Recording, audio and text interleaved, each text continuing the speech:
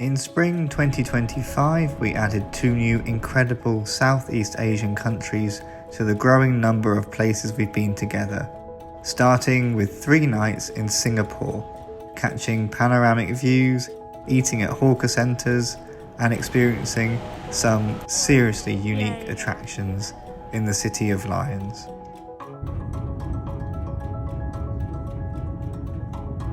On day 1, we landed at Changi Airport just before 6 AM local time, and we were through the terminal and in the centre of Singapore by 7. We couldn't check in to our hotel until 3, and so we dumped our rucksacks there and headed straight for the attraction I was most excited for.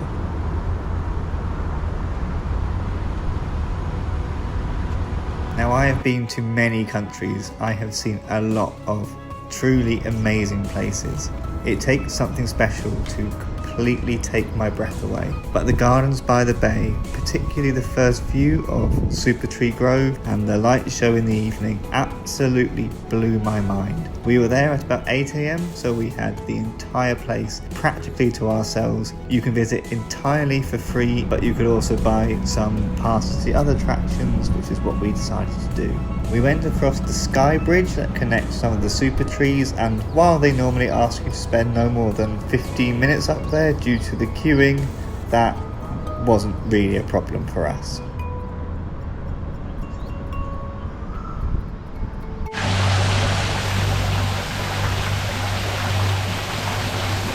The Flower Dome was really enjoyable, but when we went it was a lot busier than the Cloud Forest. And while my rapidly growing Instagram page would have benefited from some of the photo opportunities, it was definitely less unique than other parts of the Gardens by the Bay that we'd seen up until that point.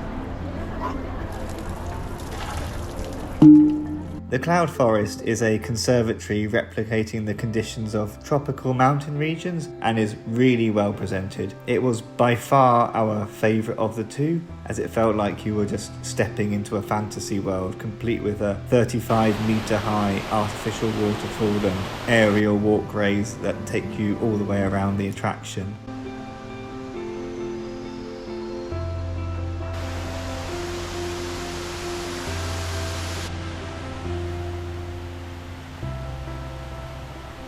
As it started to get warmer and the humidity started to ramp up, we headed inside MBS for some much needed AC.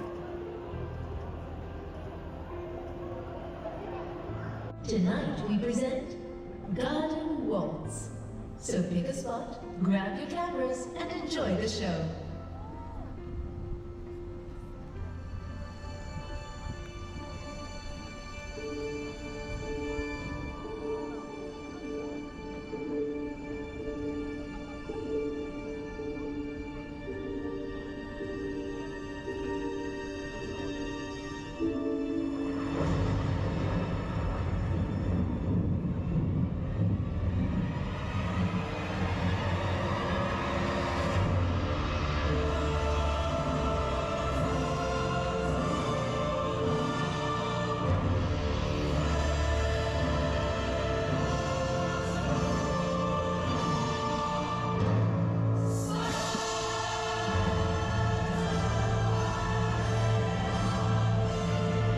If it's one thing Singapore does well, it's a light show. The Garden Rhapsody was our absolute highlight of Singapore. It's on every night of the week, it's free most of the time, and changes up regularly throughout the year, with shows celebrating important holidays such as Christmas, Chinese New Year, and International Star Wars Day.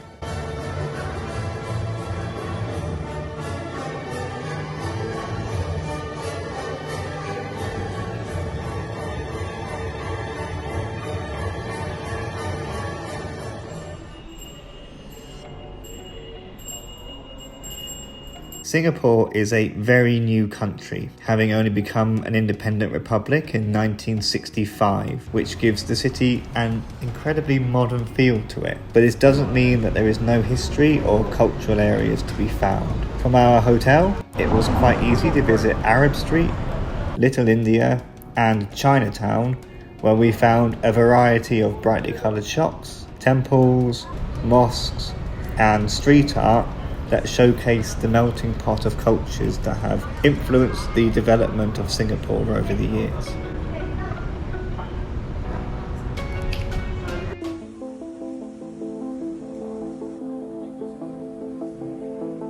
That night, we layered up with as much bug spray as humanly possible and took a trip out of the main city centre to the Night Safari.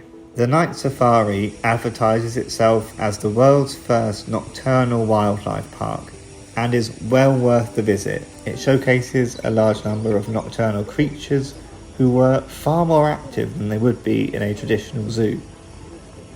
We started with the show while everyone else piled towards what is advertised as the main attraction, which is the tram ride, and while the show wasn't groundbreaking, it was very fun. We then took to the walking trails, which are designed to give the feel of a safari park with artificial moonlight to light up the pens and no fences, before finishing up with almost our own personal tram ride. It's worth noting that the Night Safari is a notoriously tricky place to capture properly on camera and is much more impressive in person. Sentosa Island is located just off the main island of Singapore and is easily accessible from VivoCity shopping centre. It was a British military base, then a Japanese prisoner of war camp, and now it's a resort with a Universal Studios, Madame Tussauds, one of the biggest oceanariums in the world, and a luxury hotel where Donald Trump met Kim Jong-un for the first time, apparently. A lot like other parts of Singapore, the island is rapidly expanding. When we went to visit the Oceanarium, it was surrounded by a fair amount of construction work still happening, but once inside the Oceanarium, it provides a very nice change from the outside humidity.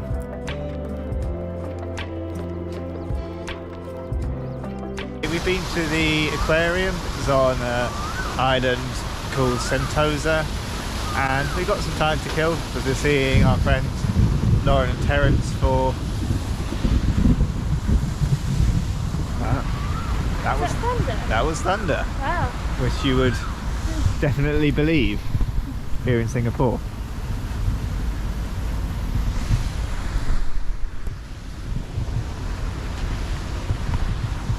So that was thunder. Right now it looks about as far from thunder as possible, but it can change very, very quickly here. But yeah, we are just kind of currently walking around Gardens by the Bay in the sun. And then tonight we were going to go up to a rooftop restaurant, and then we will head to the MBS. There's a bar up top there where you can have a drink. It's a bit of a fancy night tonight. Slightly more than a food court charging £4 for a meal that is serving us as our only meal of the day at the moment. While my general rule is that if you go to the viewpoint at the top of the coolest, most interesting place in the city, then the panoramic view you get at the top will be spectacular, but you won't get the view of the coolest, most interesting place in the city. That being said, the bar at the top of the MBS felt like the exception to that rule. Whilst it's on the pricier side, even for Singapore, it wasn't actually as expensive as I first expected, and getting to watch the Garden Rhapsody from this perspective was definitely a highlight of the trip and a really fitting last night in Singapore for us. Singapore is possibly the only place in the world where you would say you can't go there without taking time to see the airport. Most international airlines advise arriving 2 to 3 hours before your departure time, which feels like a drag in most airports, but most airports don't look like this.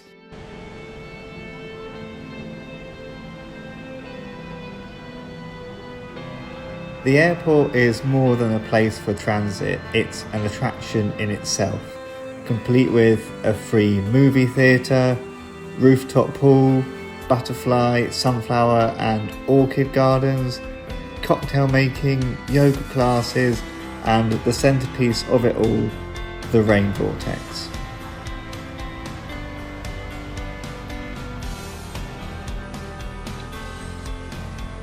It doesn't seem to make as many people's bucket lists as the backpacking hotspots around it. Still, I think it works as a perfect gateway into Asia, particularly for people who are more nervous about the culture shock or are worried about what the food is going to be like, because in Singapore you really have access to any food that you want. There is plenty of Asian cuisine readily available, but if you're really missing comfort food, then you can probably get hold of anything from back home as well. It's really well connected. The first language is English, which really helped us. It's very safe, and while it is more expensive than other countries surrounding it, there are plenty of free attractions, package deals, and other ways to keep the cost down.